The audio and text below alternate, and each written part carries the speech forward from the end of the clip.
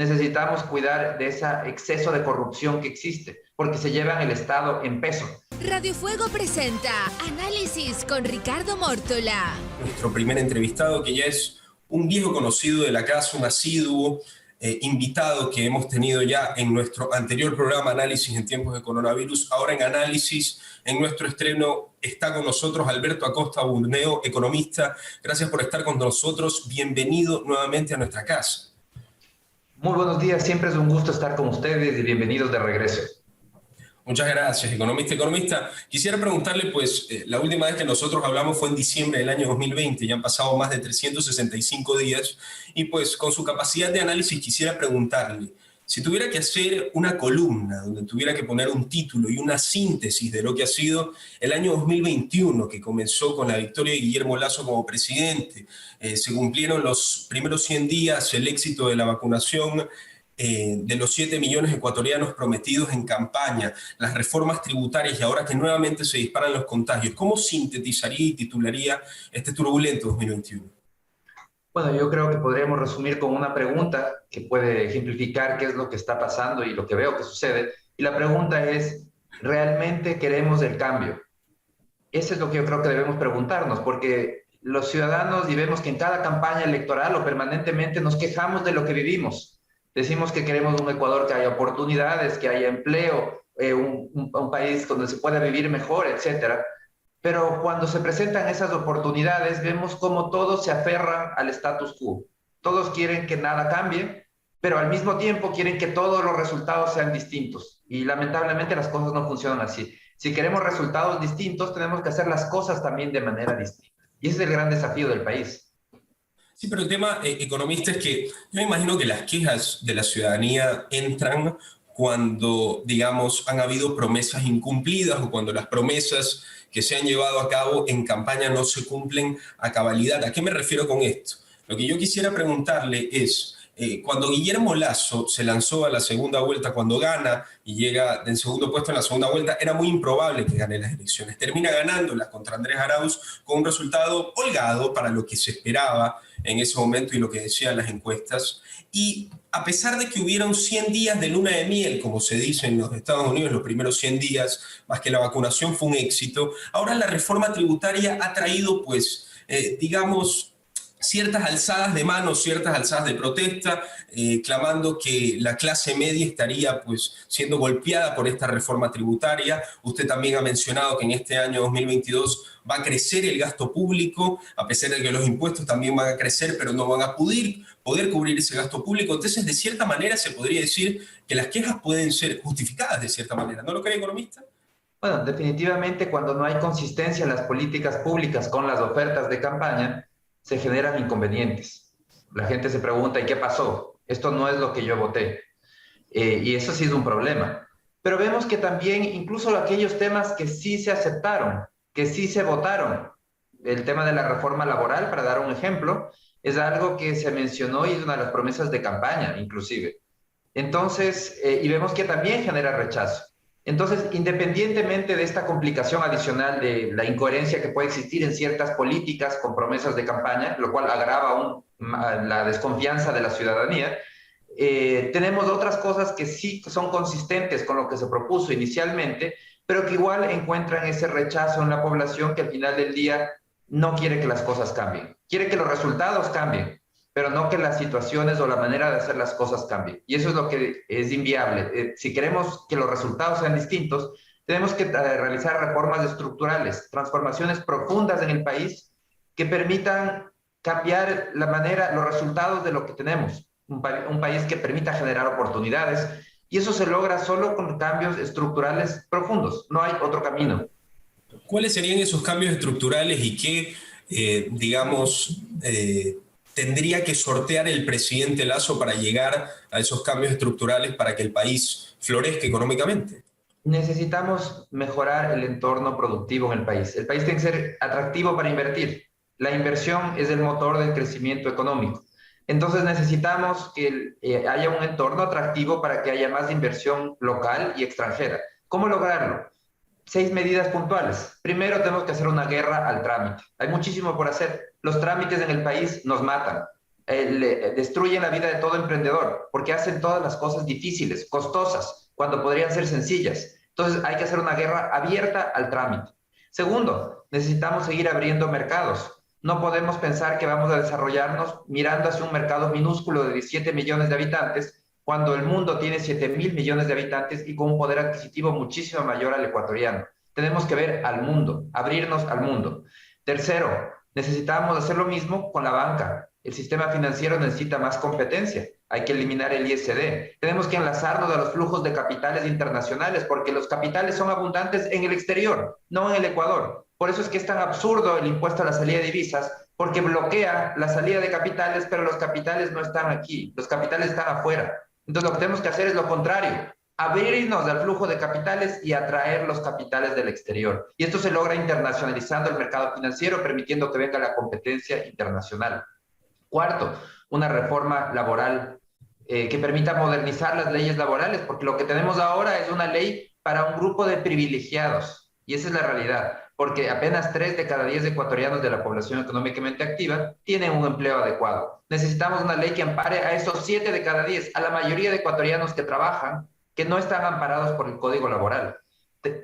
Quinto, necesitamos un esquema tributario competitivo. No podemos seguir castigando la inversión. No podemos seguir aplicando políticas fiscalistas como la que se aplicó en noviembre con la reforma tributaria, que lo único que busca es cerrar la brecha fiscal sin importar el daño que produzca en la producción, en la inversión, en el bolsillo de los ciudadanos. Y sexto, tenemos que seguir abriéndonos a la inversión privada.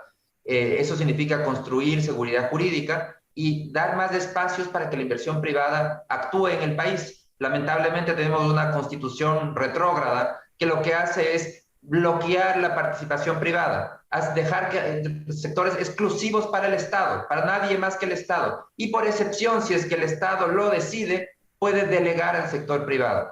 La realidad es que el Estado no tiene ni los recursos ni el conocimiento para sacar adelante esos sectores. Entonces necesitamos abrirnos hacia el mundo privado. Esos son parte de estos desafíos estructurales. El resultado de todos estos cambios estructurales va a ser más crecimiento y con ello más generación de empleo y más bienestar. Ya le iba a preguntar, economista, sobre el papel de la Constitución de 2008 en el tema económico, pero quisiera apuntar sobre lo que usted dijo de la informalidad. Muchos trabajadores, en efecto, están trabajando informalmente en el país y seguramente durante la pandemia y aún varios trabajadores han salido del Instituto Ecuatoriano de Seguridad Social, han dejado de ser afiliados por temas económicos. ¿Estos números se prevé que podrían seguir a la baja en lo que queda todavía del año 2022 por las medidas COVID que aún se toman, por ejemplo, en ciudades como Guayaquil, por las medidas económicas? ¿Ve una baja o ve una subida? No, vemos que la economía gradualmente se está reactivando.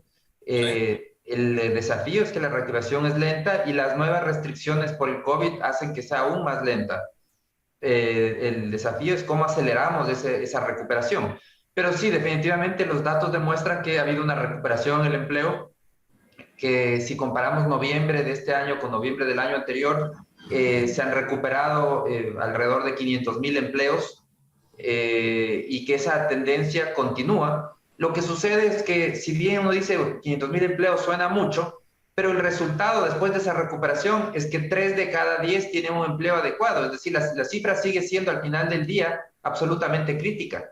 Entonces, por eso es que hay que acelerar, y el gran desafío de la política pública en este momento es acelerar el crecimiento para lograr una mayor generación de empleo, una mayor generación de bienestar. Si seguimos a este ritmo, la previsión central en este momento es que recién en 2023, no este año, el próximo año, recién el próximo año volveremos a tener la economía del tamaño que tuvimos en 2019. Eso significa un estancamiento muy grave a nivel de los empleos que se perdieron y que no se recuperaron y de bienestar perdido. Entonces, el desafío realmente es acelerar el crecimiento porque tenemos que recuperar el tamaño de 2019 y ni siquiera eso, tenemos que superar ese tamaño por mucho porque tampoco es que 2019 era el paraíso en el Ecuador. Entonces, vemos cómo el desafío del país es muy grande justamente para generar oportunidades lo más rápido posible. Economista, hace más de un año nosotros hablábamos del préstamo que Ecuador, todavía era presidente Lenín Moreno en ese entonces, el préstamo que se le hizo al FMI, y hablábamos en una entrevista usted y yo sobre lo que usted denominaba populismo económico y cómo el Estado debía reducir en lo innecesario los gastos económicos, y si es que se hacían esos préstamos, se pudiese gastar ese dinero en ámbitos que realmente pudiesen ayudar a la población. Y como usted recalca, van a haber incluso muchos más gastos públicos en este año 2022. ¿Cuál cree que usted que debe ser pues los objetivos económicos del presidente Lasso, en lo que se debe invertir y en qué se debe restar para que la economía pública del país progrese? Definitivamente, lo principal en materia fiscal es priorizar el gasto, es decir, gastar en lo importante. Tenemos un Estado que gasta en todo, que piensa que tiene recursos ilimitados, y por eso el Estado es desde empresario de ferrocarriles, de telecomunicaciones, de aviación, de petrolero, minero, lo que queramos. Tiene agencias regulatorias en todo, toda la vida del ciudadano la está regulando de una u otra manera. Todo eso cuesta, todo eso son recursos. Y el problema de gastar de esa manera es que cuando llega lo importante, por ejemplo, la salud pública, es una salud mediocre, un servicio de salud mediocre. Esto no es un servicio de salud del primer mundo, hay que estar muy claros. Lo mismo la educación pública. Educación pública es menos que mediocre. Esta no es la educación del primer mundo ni la educación de un mundo moderno. Entonces, el desafío a nivel de las finanzas públicas es priorizar el gasto, gastar en lo importante. ¿Y qué es lo importante? Para mí es muy claro, hay tres cosas que son las importantes. Es educación, salud de calidad y seguridad.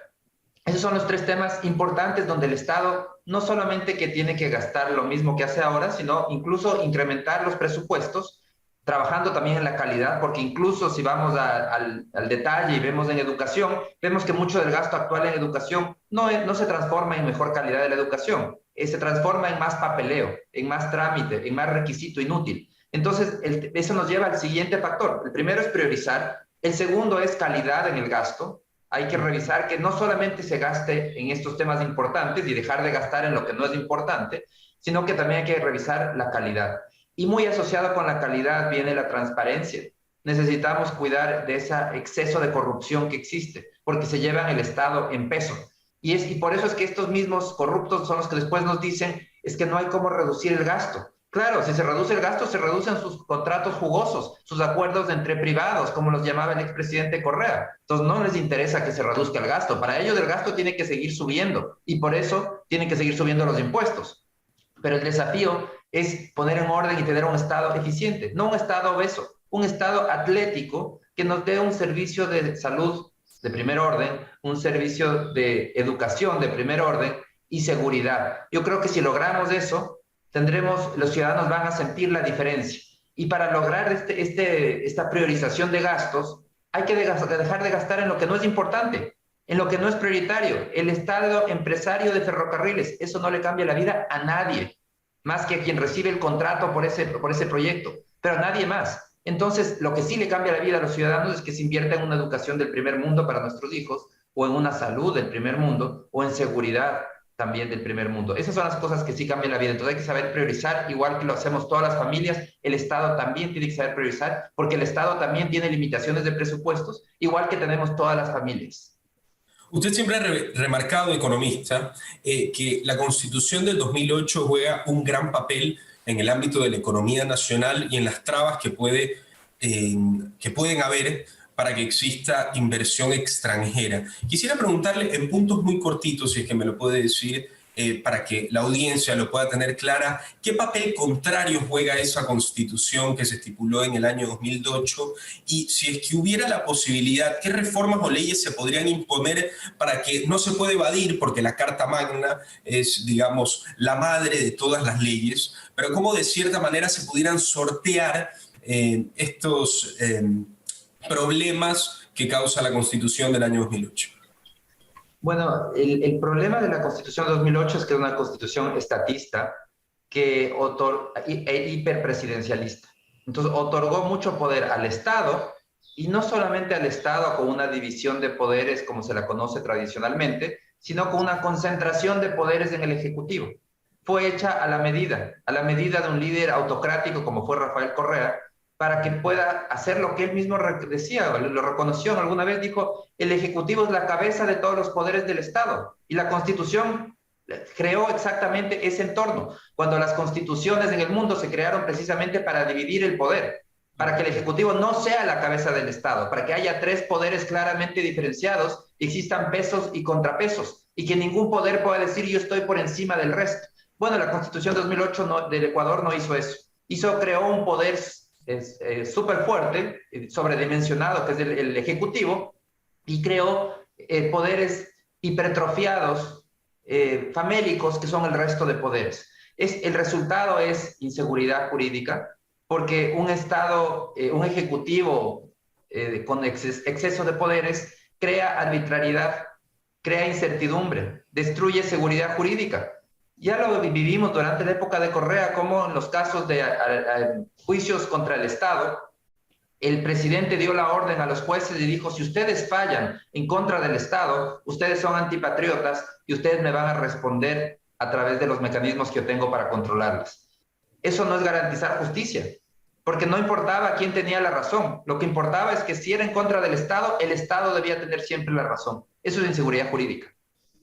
Economista, dos preguntas para terminar. La primera, el tema de la seguridad en el país. El presidente Guillermo Lasso dice que entregará este martes un proyecto de ley a la Asamblea Nacional que regula el uso progresivo de la fuerza y ofrece dar patrocinio jurídico a policías investigados, evidentemente por el alza de los crímenes en este país.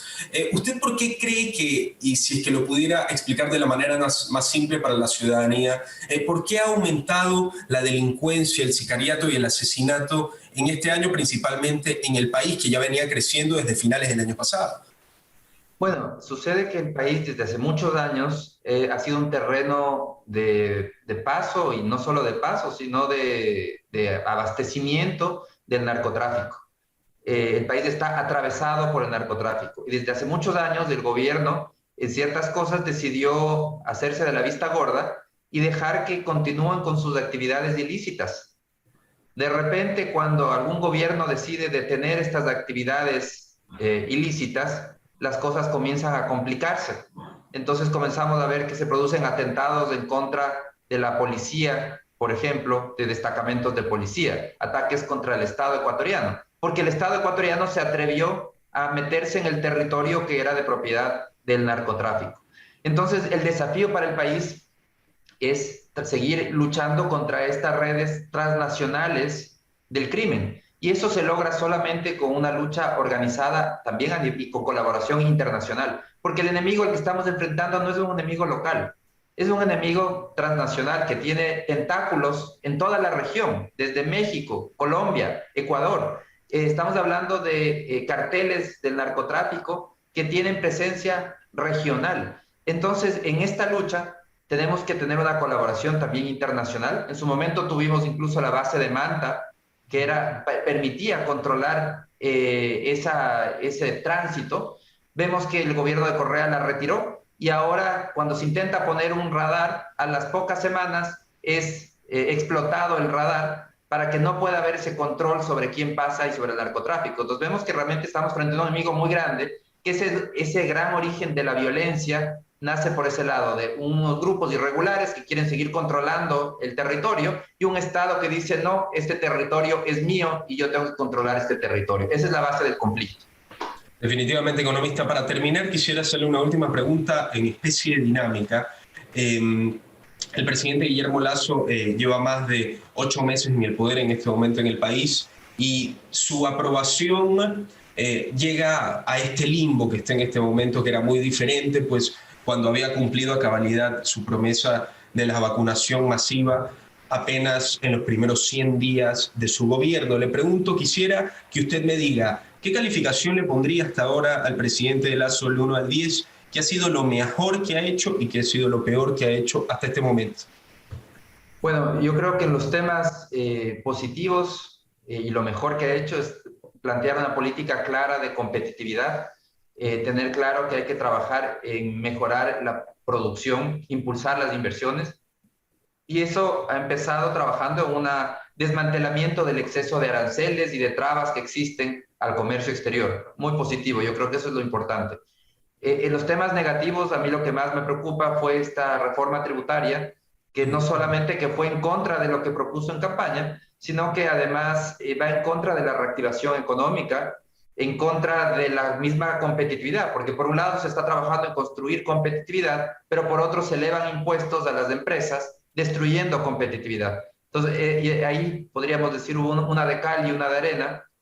Esperemos que en adelante el tema fiscal baje de importancia. Y yo creo que eso es lo más grave de este gobierno, ha sido que ha puesto demasiada importancia en el tema fiscal y con esa visión fiscalista corregir el déficit fiscal es el máximo objetivo, sin importar que se destruye otros objetivos como es la reactivación económica, la construcción de competitividad. ¿Y se anima a darle una calificación del 1 al 10? Bueno, es todavía un poco pronto, todavía hay un proyecto de reforma de inversiones que tiene que ser enviado a la Asamblea, esperemos que se apruebe. Yo creo que habría que darle un poco más de tiempo y ver cómo se implementa todo el resto de reformas, como por ejemplo que se lleve a la práctica el incremento de la producción petrolera, que hay toda una nueva estrategia de producción petrolera, del incremento de la producción minera y la construcción de competitividad. Entonces hay muchas cosas que están en camino, que yo creo que son muy positivas, pero que los frutos definitivamente esas cosas toman su tiempo, no rinden de la noche a la mañana. Yo creería que sí hay que darle ese beneficio de la duda, para ver los resultados de estas estrategias que se están haciendo, que están en proceso y que esperemos que tengan buenos resultados en acelerar el crecimiento económico en los próximos meses.